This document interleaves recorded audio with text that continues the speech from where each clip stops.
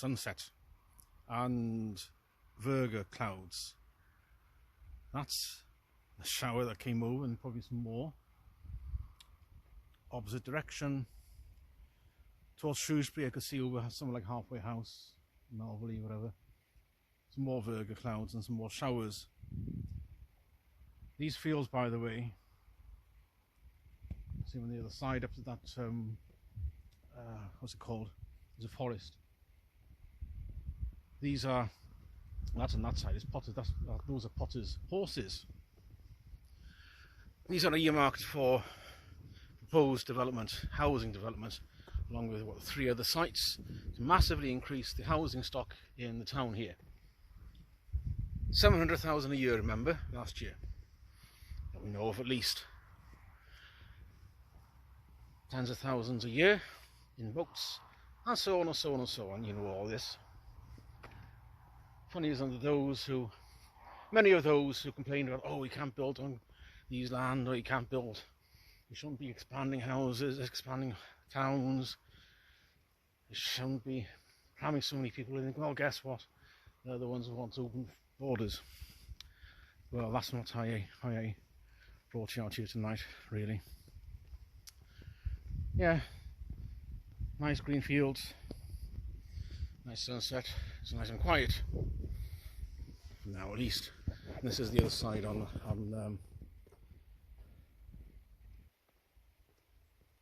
that's the ambulance going somewhere. That's the other bit of the you can see the virga clouds. The ambulance passing over. It was a joke years ago. Eventually Welshpool will develop itself over the hill towards Gilsfield. Probably will do. I wonder who that woman is in the Nissan, in the 2008 Nissan Qashqai. I keep seeing her around. She, maybe she can drop a DM or something. As somebody else in, I'm not sure what car it is, can't remember the reg exactly, 13 reg, keeps on waving at me, keeps on getting my attention. And Tesco as well. I know where I know it from, but I never got a name. These women sort of randomly appearing. Never mind. Digesting my trout this evening. Very nice as well.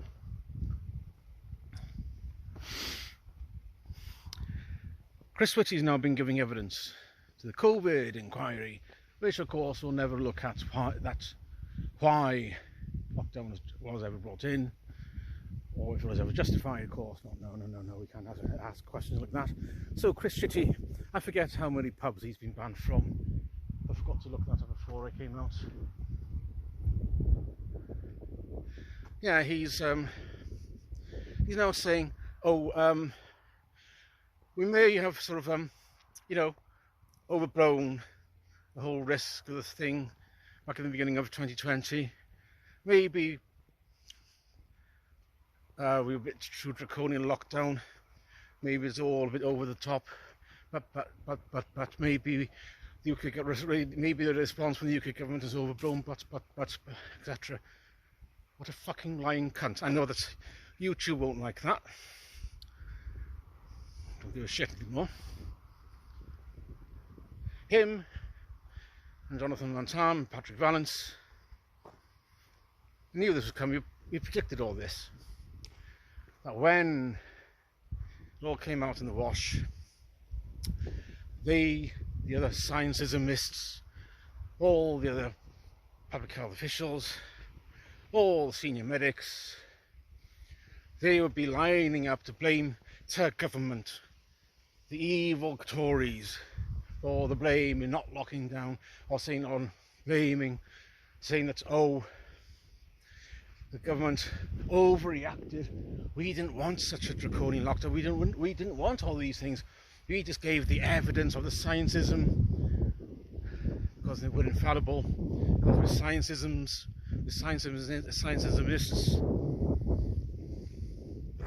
And because of that, the government, it's their decision to make, it's their decision to decide how much of a stringent lockdown to have, how to enforce it.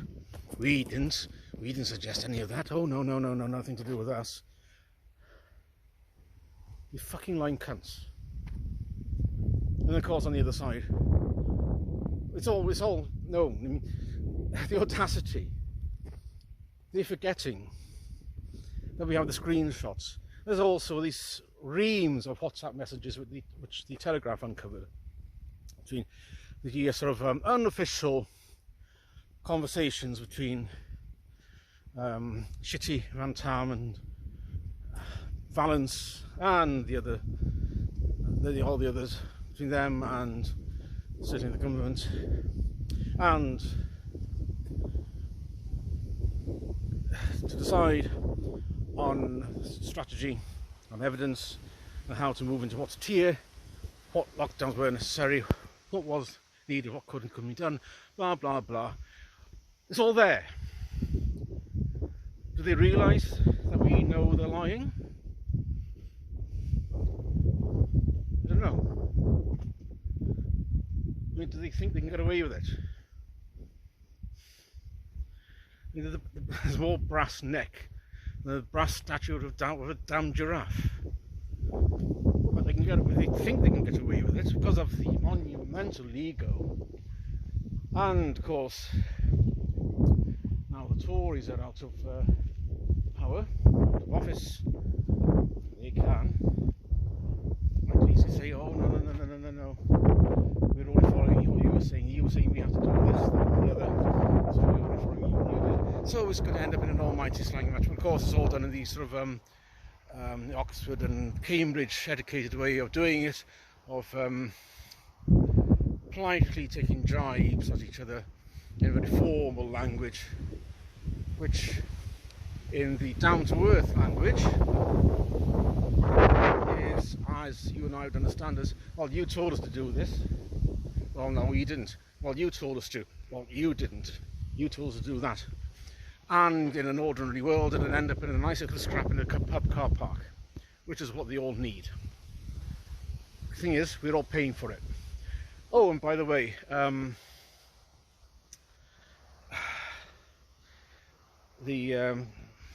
Brady, what's his name, Brady, the chairman of the 1922 Select Committee, Ian Brady, not Ian Brady, he killed, didn't he? Yeah. He's now saying that lockdown is a monumental mistake, overblown, blah blah blah. We'll be paying the cost for generations, actually 100 years. It'll take probably take a century to pay all this shit off, if we can, because we're castrating ourselves for a start, and we're cutting off our limbs, so we won't be paying it off. Children, grandchildren, great-grandchildren will be. And it's not just the 400 billion we took out to pay for that little jamboree, but the consequential costs of reduced economic activity, poorer health, worse education, worse mental health, less ambition. All these unquantifiable costs end up being far, far greater than the 400 billion which we know we did print. Caused inflation. But yeah, we kept everyone safe. Be safe, be kind, wrap everyone up in cotton wool, say protect everyone. Because nobody must die of anything ever. We can't have death. Death must be outlawed. Emotional soup. Swamp. Actually a swamp. The swamp of fetid emotionality, which so many people swim in. And we're now paying all the costs of it. Graham Brady, that's a word, name I'm thinking of. It's Graham Brady. There we are. They despise you. The establishment. You're just there to pay your taxes, to keep the whole thing afloat and produce more sprogs, so they can pay taxes to try to keep us away from bankruptcy. They don't care about you. Lovely, isn't it? Will vow, everyone.